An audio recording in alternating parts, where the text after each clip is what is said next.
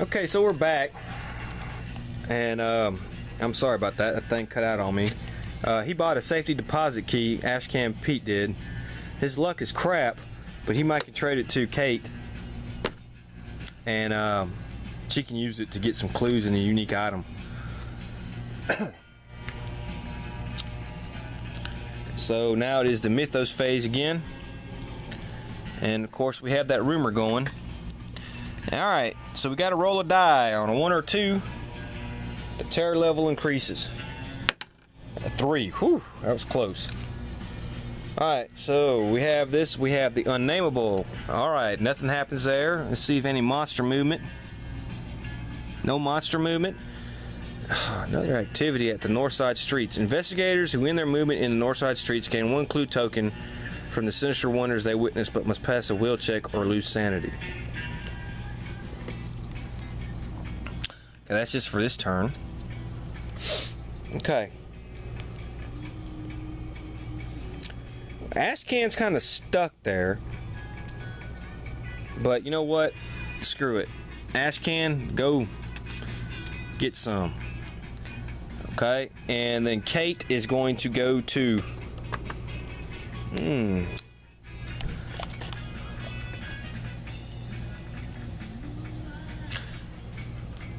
1, 2. She's going to the Historical Society to pick up these 2 clue tokens. Let's get them off the board before something bad happens.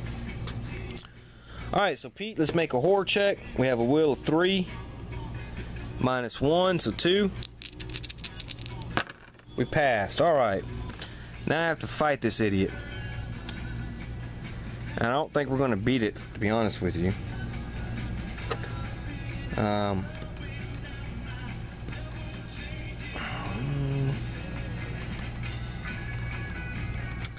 We can't. So what I'm going to do is I'm going to try to sneak past it. And I did not. So now I take 2 damage. And I will try to do an evade check again. Of course I did not make it. That's another 2 damage. Alright, and one last time. Of course I did not make it. So I got to go to St. Mary's Hospital. There goes my clue token. There's my money.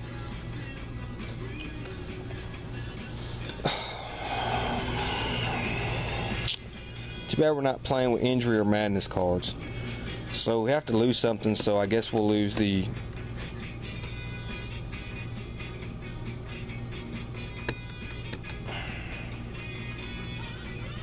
We'll lose the safety deposit key. Damn. Alright, Kate is at the Historical Society. A monster appears and attacks you as you approach the front door.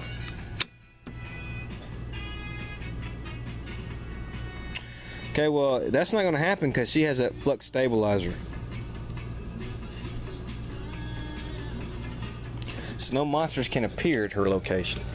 So that was okay. Now we go to the Mythos phase. And we've got to roll a 1 or 2. Alright, we didn't have to. This is another environment card, so we got to take this environment card out. Independent square, so we have a monster surge, so we can put 1 monster on the board. This is a Lang spider here, so it's going to go here, and we have 1, 2, 3, and 1 more monster here on the outskirts. No monster movement that I can see. Clue appears at the unnameable. More activity at the Rivertown Streets. Investigators are in their movement in Rivertown Streets may choose to delve into dark mysteries and use their life force. Your stamina for every die failed, they lose 1 stamina if they're 0. Otherwise, they gain 3 clue tokens. Alright. Well, we have a rumor there, so we'll just put that there as well. Alright, Ashcan. He's got 1 stamina left. No money. But he can finally move here. So we're going to try to do that.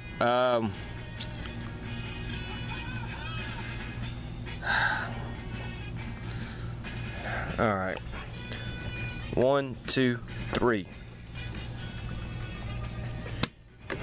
He's going to trade in.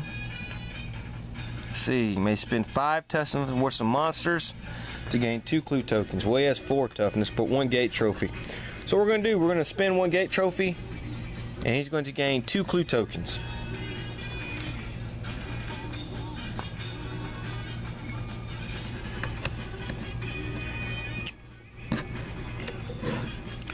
Okay, and Kate is also going to try to head that way.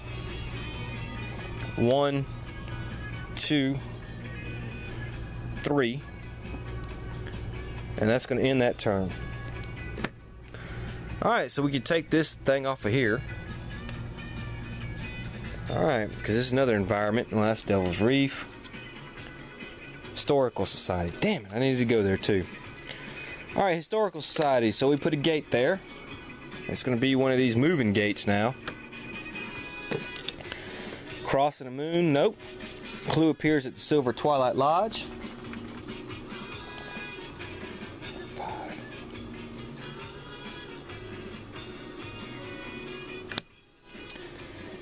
Investigators receive 1 less movement point during their movement phase. Fast monsters move like normal monsters. We don't have to worry about that. Alright, now we got to do a couple things. Let's roll for the rumor. Alright, and now we got to do a reckoning card. Each investigator with a bound ally must discard 3 clue tokens. Okay. Well, we don't have a bound ally. Okay. So it's Kate's turn. So she's going to go here to the science building as well. And she's going to trade in her 5 toughness worth of monster trophies to gain 2 clue tokens. I know I wasn't supposed to do that yet.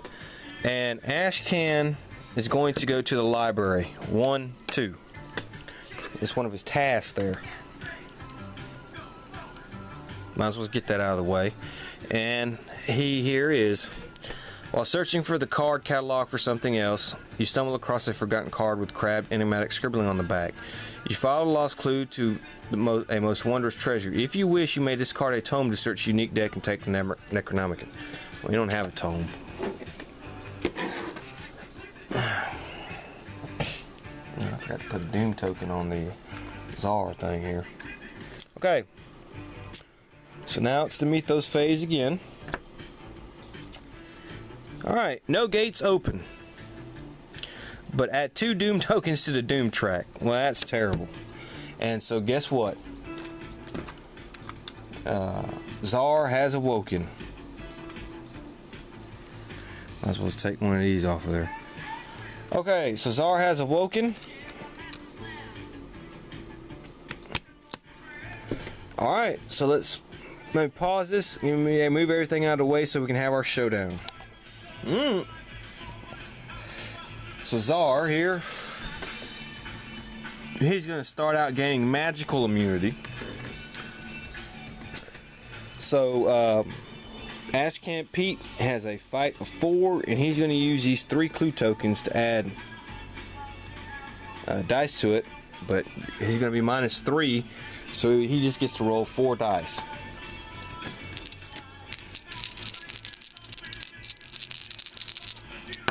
And he got no successes whatsoever. Of course. Pete, you are absolutely worthless. Okay, so Kate here has a fight of 2, but she has this 45 automatic. That'll give her 6. Plus she has 6 clue tokens, which make it 12.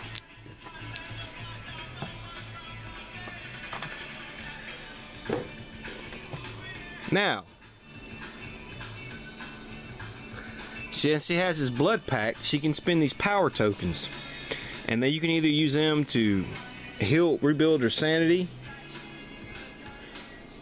when she takes a loss, or stamina when she takes a loss, or she can use them as clue tokens. So she's going to use them as clue tokens. So that's 14. A total of 14 dice she gets to roll, -3. is going to be 11. So we get to roll 11 dice. 5, so we'll take these 5 first. And she got 2 hits there. So we can, for every 2, we only need 2 hits to take a Doom token off of Zhar because we have 2 players. So we get to take 1 off him there. And she rolls the next 5 dice. And she got 3 successes there. And then she gets to roll 1 more dice. Okay.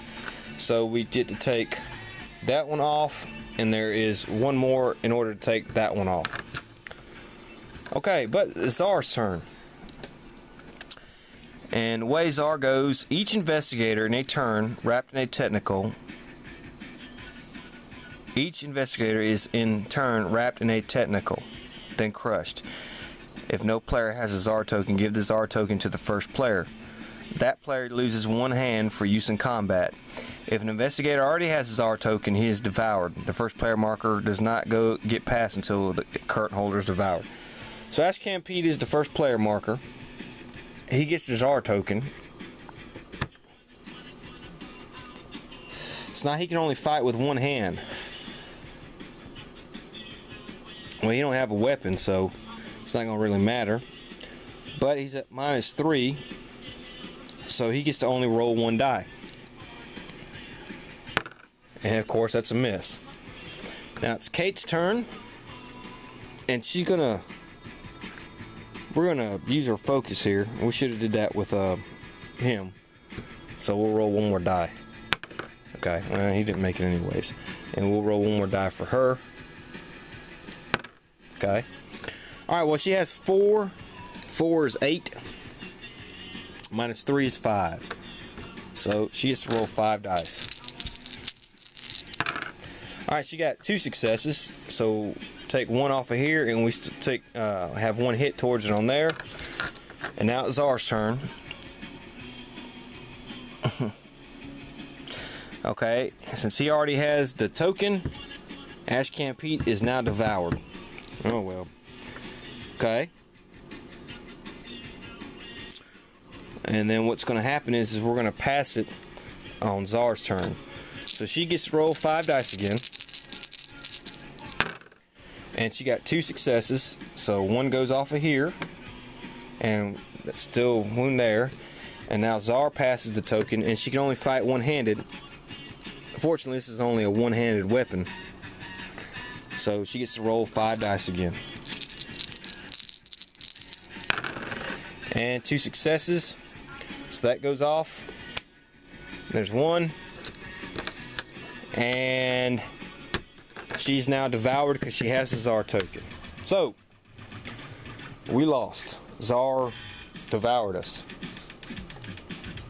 Well, let's talk about what went wrong with this game. Well, Ashcan rolled like crap. So that was a big problem.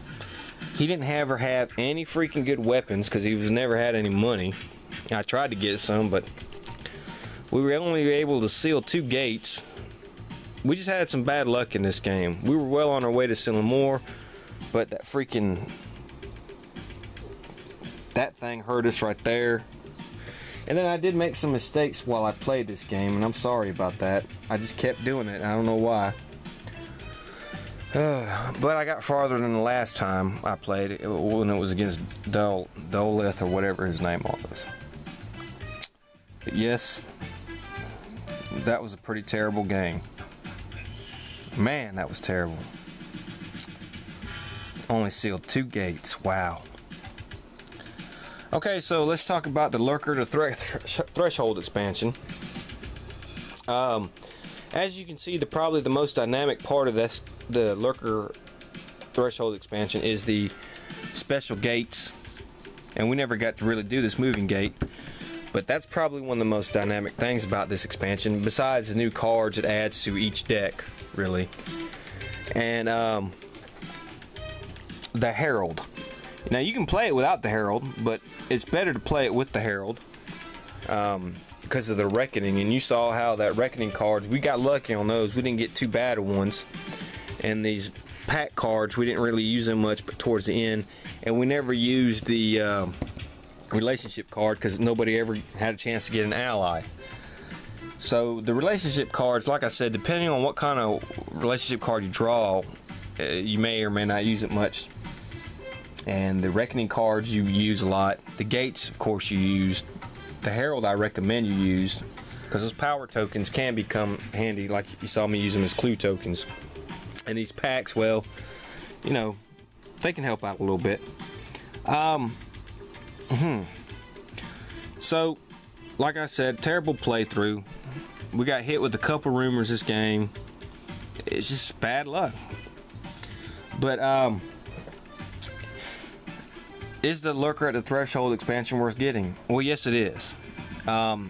Besides the numerous cards it adds, and I can't state that, you know, you always want your decks to be nice and big and have a lot more variety, and it adds some more cards to it.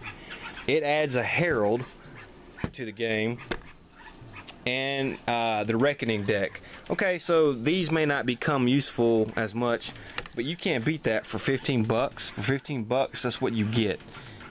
And so the Lurker and the Threshold is worth getting if you ask me. I recommend you get it. I wouldn't recommend it being the first of the small box expansions you get. There are others. I would put Lurker somewhere in the middle. Definitely not as good as Curse of the Dark Pharaoh. Maybe even with King in Yellow, but it's better than Black Goat in the Woods. So, this is Lonesome Gamer signing off, and hopefully next time we play Arkham, we'll do a lot better. So, I'll see you next time. Bye.